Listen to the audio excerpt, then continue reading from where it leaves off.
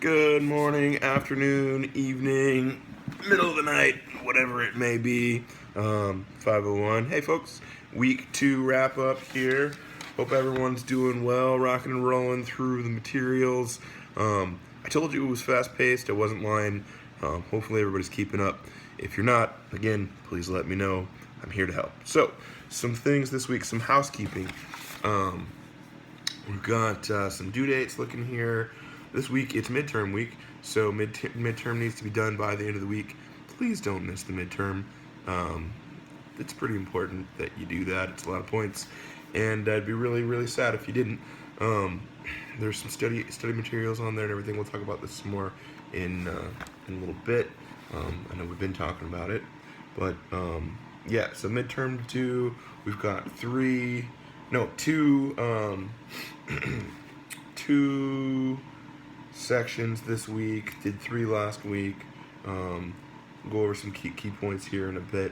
Other housekeeping stuff. The paper.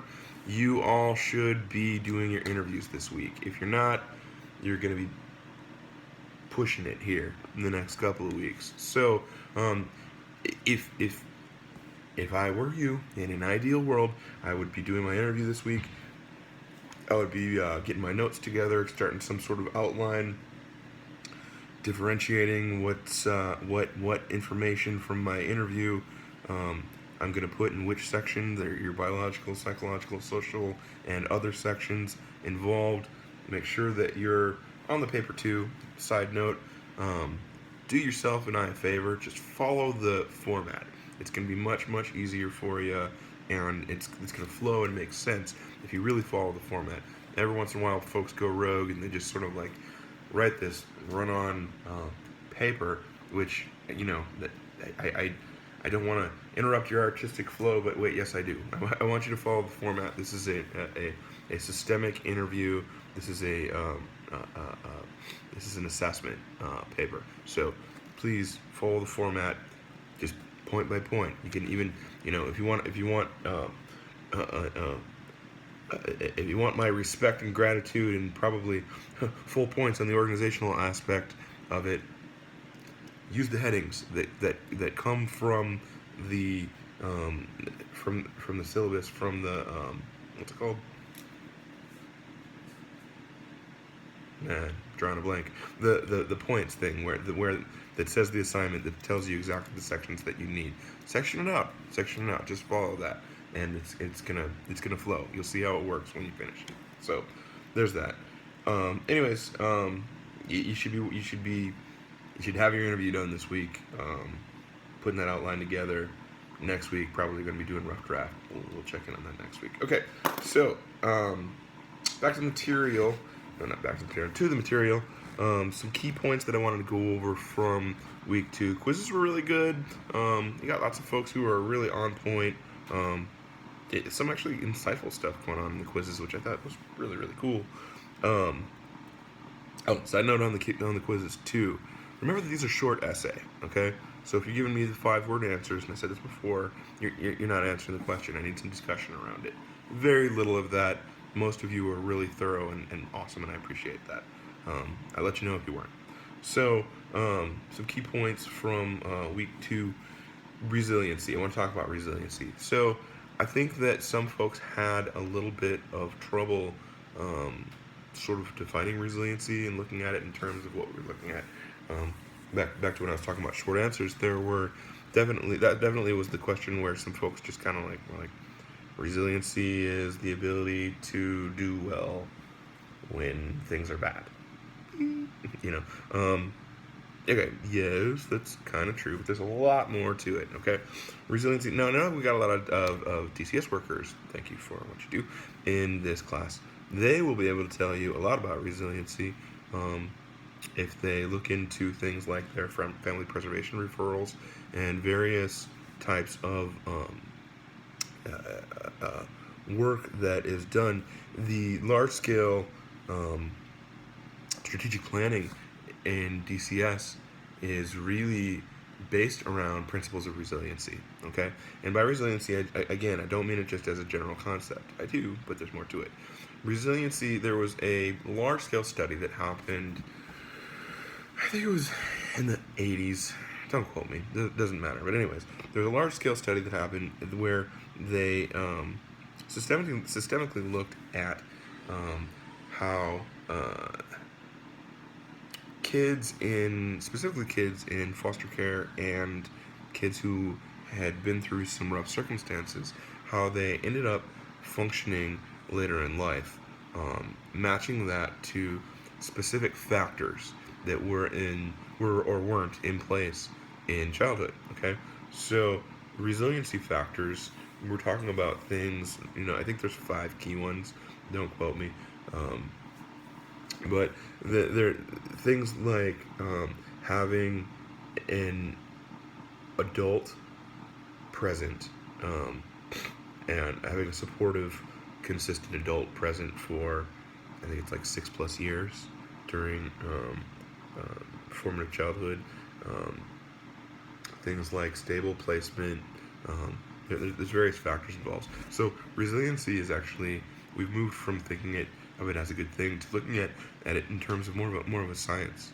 Okay, looking at what are the actual things that we need to put in place in order to have a higher statistical likelihood of later factors of success and functioning for kids leading into adulthood.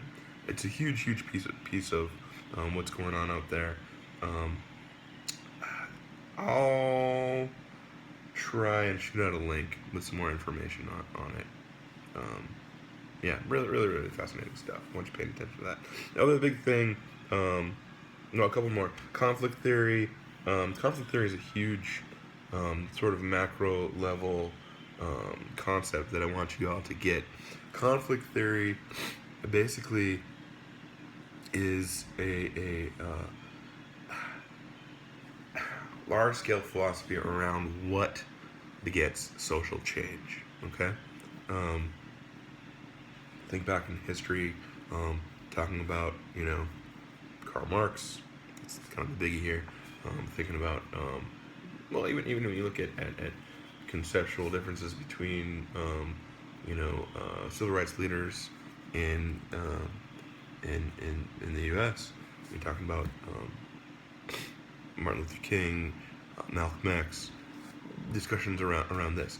And basically, when you look at human functioning on a larger level, conflict theory basically states that conflict is inevitable, and that when you have change, the reason that social change happens is because of specific conflict between two groups. And it goes further to talk about the levels of those groups, etc. But conceptually, what I want you thinking about is just that. Does there have to be specific conflict between groups in order for change to happen? Or can change happen on a different level? And there's no answer per se. It's more of a philosophical conundrum that it's one of those age-old things that it's important for y'all to be thinking about. Okay, the other thing here, PIE, person and environment. Excuse me. So there is no larger fundamental concept around social work that I want you to get more than the person environment. So what's different about the person environment, the PIE perspective, and you'll do your readings and there's layers to it and etc. But I asked you the question in your quizzes about differentiating between psychology and social work, and there's a lot to that. PIE is a huge piece of that. What makes social work by definition, okay, is that we put things in context, okay? Psychology is really about the internal functioning.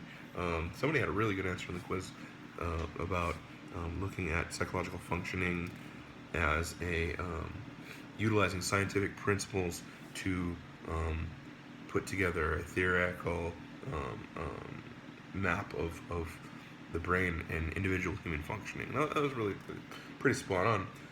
Social work, it's that that's a piece of it. There's no denying psychological principles and sort of the individual workings of the brain uh, in what we do. But then moving out from that, we put everything in context, okay? And we're talking about the individual to the meso to the macro system, looking at the individual in the context not only of their own family system, right, which is extremely important. Talk about family systems theory, okay, but then within their neighborhood, right, within their school district, within their part of town. Are you an East Valley person or a West Valley person? It makes a difference, right? Or are you an Arizonan? Are you a United States citizen? Are you moving all the way out, right? And more than just geography too, looking at sociocultural groups, looking at race, ethnicity, looking at gender, looking at looking at other things people can be attached to. If someone's in a same-sex relationship, all those things, all the different things that define a person in terms of their micro, meso, macro environment, person and environment. Always looking at the person in context, everything in context. That's pi. Pi is social work. Okay, important stuff. Okay. Week 3, we are moving into talking about some interesting stuff. Some of my favorite stuff, actually. But okay, so small groups. Small groups are really important. Okay, for multiple reasons. We look at small groups in terms of sort of okay, it's kind of an interesting paradigm. Okay, because small groups are important because we utilize small groups in terms of treatment modalities, in terms of knowing that we are socio-political beings and that we pull our definition of who we are from each other. So therapeutically, when we work with folks, we use a lot of small groups, right? But then moving out from that, leading towards the sort of macro, large-scale look at things, groups are important to look at because it's kind of all we have, okay? Really hard to study, once you get past a certain point, it's really hard to study why certain social things happen, right? Moving to sort of the sociological end of things. Small groups, right? It's almost like, think of it like sampling, okay? Small groups and functioning within small groups we utilize, okay, to look at in terms of prediction of what we think would stay true in a larger sense, and that we can make things as generalizable as possible, right? And looking at interactions, okay? Key points on small groups.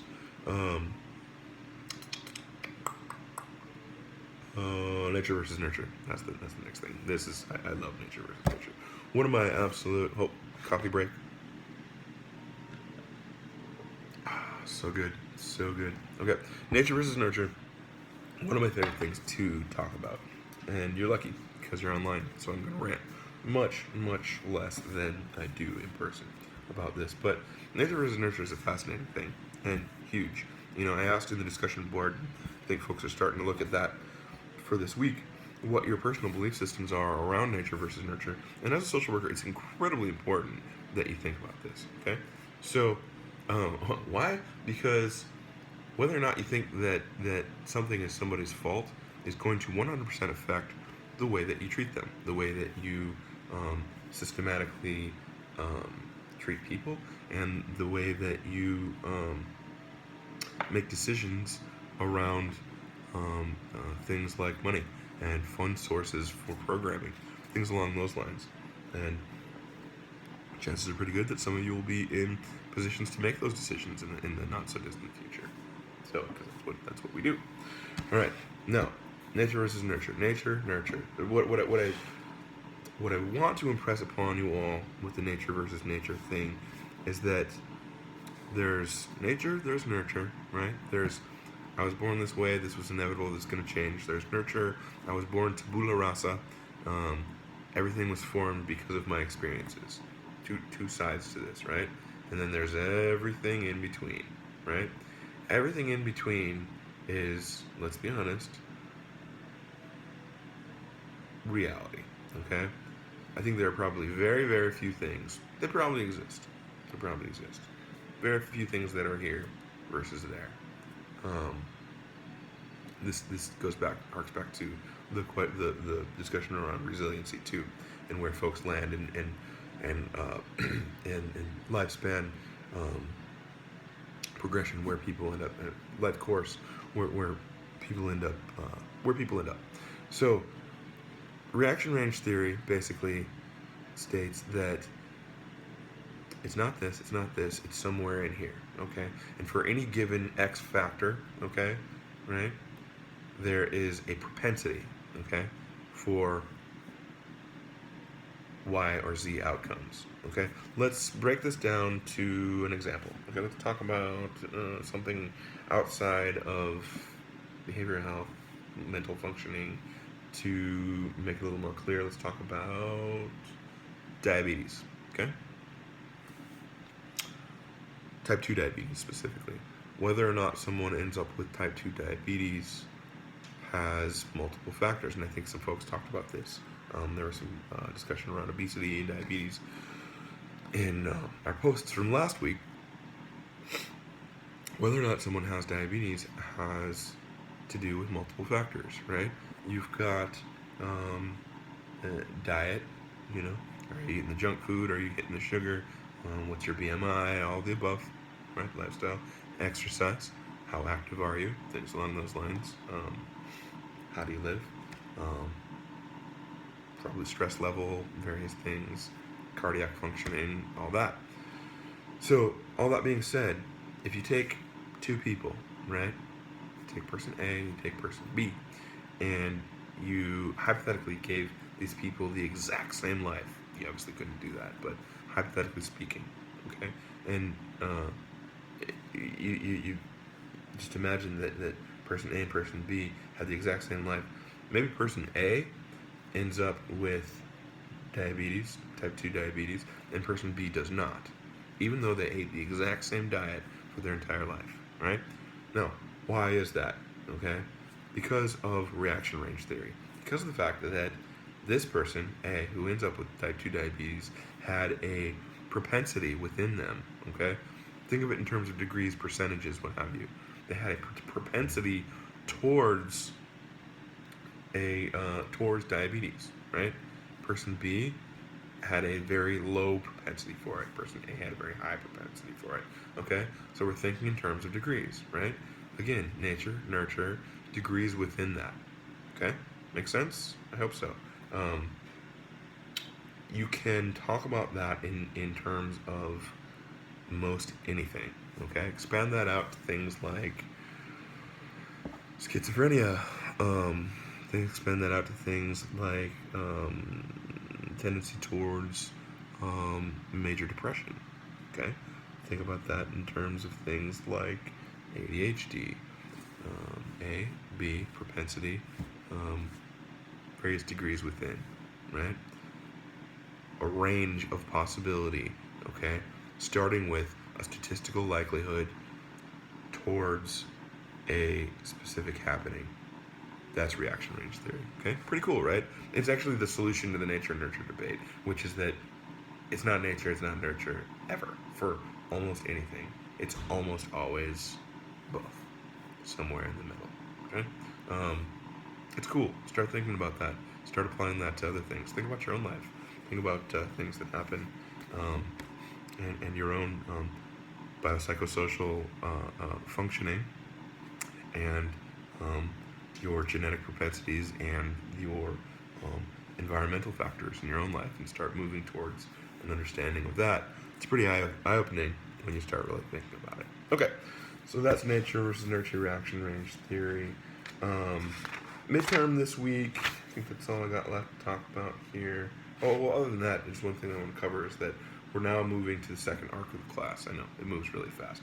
So the second arc of the class really is that developmental piece, okay? So we went through a lot of our biopsychosocial and philosophical stuff, and now we're moving into looking at some of our developmental stuff. We're going to talk about infancy to birth, early childhood, middle childhood, look at some, again, social workers need to know a little about a lot, and I know it's like, the human existence in 2 weeks, but whatever.